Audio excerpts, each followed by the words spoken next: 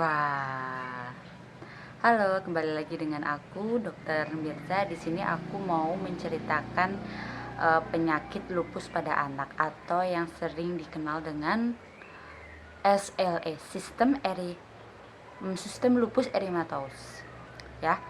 Jadi sistem imun dalam tubuh kita atau kekebalan tubuh kita fungsinya itu adalah untuk menyerang segala sesuatu yang dianggap dari tubuh kita itu asing atau yang bisa menyebabkan bahaya atau penyakit tertentu. Nah, caranya dengan cara dia melawan infeksi tersebut. Cuman ada beberapa kondisi tertentu yang menyebabkan bahwa tubuh kita itu justru malah menyerang dari sel-sel dalam tubuh kita sendiri. Nah, itulah gangguan pada sistem imun tubuh manusia. Hal itu yang dinamakan dengan SLE, sistem lupus erythematosus, atau yang biasa dengan masyarakat itu disebut dengan lupus gitu. Jadi pengertiannya adalah si lupus itu penyakit yang menyerang sel-sel dalam tubuh manusia itu sendiri sehingga menyebabkan kerusakan jaringan pada berbagai organ.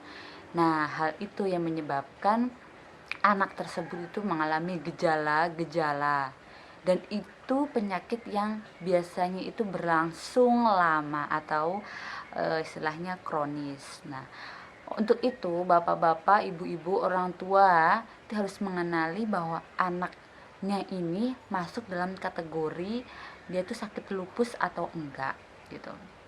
Nah, biasanya penyebabnya dari anak tersebut mengalami lupus itu yang pertama adalah keturunan atau gen.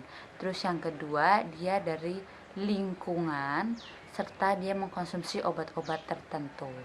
Nah, hal itu yang menyebabkan bahwa anak itu kemungkinan bisa terkena lupus gitu. Dan dari penelitian-penelitian yang ada bahwa yang sering mengalami lupus itu justru anak perempuan pada usia 9 sampai berapa? 15 tahun atau masa pubertas kayak gitu. Nah, lingkungannya dimaksud itu adalah jadi kayak paparan sinar matahari dan kemudian menggunakan obat-obatan tertentu atau hormon itu biasanya menyebabkan dia terkena lupus. Nah, ada beberapa yang harus kita waspadai bahwa anak tersebut dia mengalami lupus. Yang pertama dia panas. Panasnya lama sekali, hilang timbul.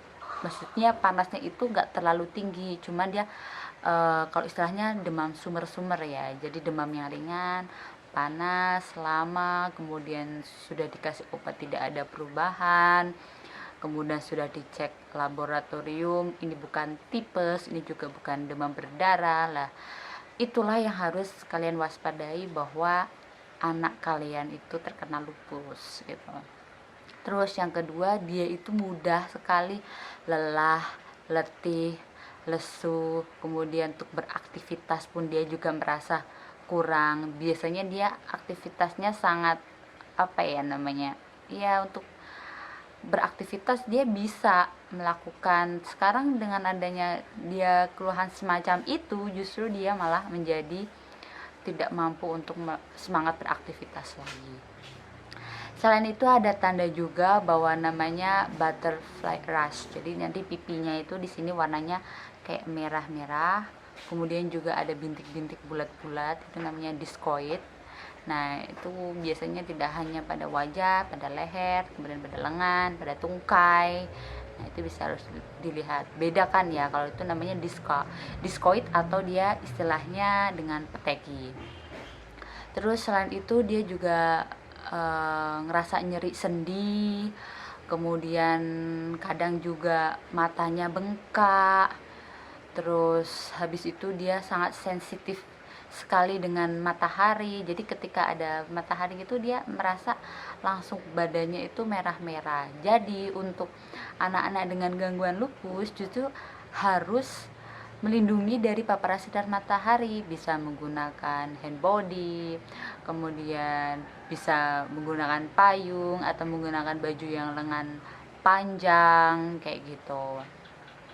Terus biasanya dia kalau untuk buang air kecil itu tidak seperti orang normal, justru kadang untuk buang air kecil itu kok kayaknya kok hari ini saya belum buang air kecil, tapi nggak ada apa namanya ya, rasa penuh gitu di dalam kandung kemihnya gitu, karena emang produksi air kencingnya itu sedikit gitu.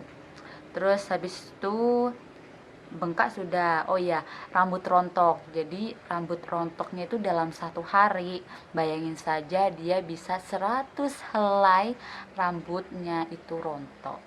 Itu yang harus diwaspadai. Jadi lama-lama anak tersebut kayak merasa rambutnya itu semakin sedikit gitu, semakin tipis, karena makin banyak yang rambutnya itu rontok.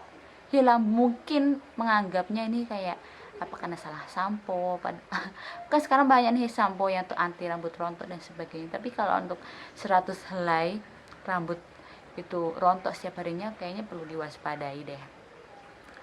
Terus kadang malah sesak nafas sampai nyeri dada, mungkin karena antibodinya itu dia sudah mengenai organ tersebut, dari paru-parunya, dari jantungnya. Jadi kita sebagai dokter pun kita juga harus ngecek saturasi oksigen, kemudian kita juga harus perlu cek rekam jantung kayak gitu.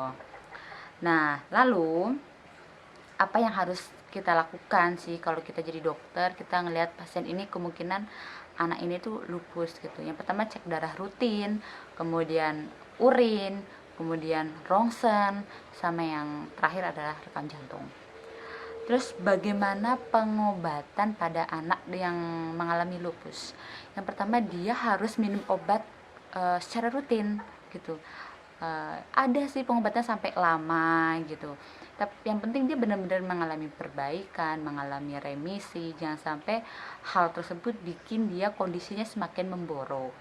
Kemudian dia harus mengkonsumsi kalsium, vitamin D gitu kan, dia untuk mencegah dari osteoporosis. Kemudian hindari makanan yang mengandung banyak garam.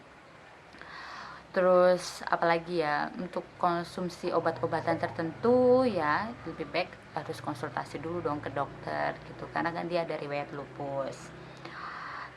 Terus sebenarnya apakah pasien lupus itu bisa sembuh? Sebenarnya pasien lupus itu kan adalah penyakit yang autoimun ya, jadi dia emang sudah ada antibodinya di dalam tubuh. Jadi untuk sembuh bukan istilah nama sembuh ya, tapi remisi, mengalami perbaikan. Jadi suatu saat dia bisa mengalami perburukan jika emang pasien tersebut tidak menghindari dari pajanan tersebut, kayak makanannya yang terlalu banyak garam, terkena sinar matahari, kemudian terlalu lelah, terlalu stres kayak gitu.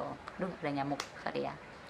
Itu aja sih yang harus kalian waspadai, bahwa sekarang anak-anak yang mengalami lupus atau SLE, sistem lupus erythematosus, nah itu tuh biasanya pada perempuan, tapi tidak dipungkiri bisa juga pada laki-laki. Cuman dari jurnal yang mengatakan atau penelitian mengatakan bahwa kebanyakan pada perempuan. Ya karena genetik, hormon, lingkungan, itu aja. Oke, kita nggak boleh ngejudge anak yang lupus, tapi kita harus mendukung dan mensupport anak-anak tersebut, karena mereka pun bisa kok hidup layaknya orang normal pada umumnya gitu. Thank you.